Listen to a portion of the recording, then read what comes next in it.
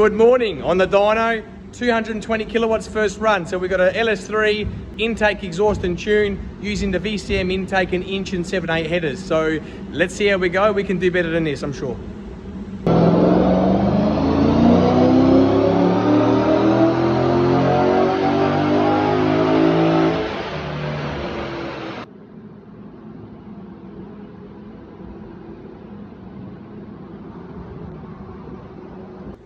All right, so for a stock LS3, intake, exhaust and tune, 280 at the wheels, ladies and gentlemen.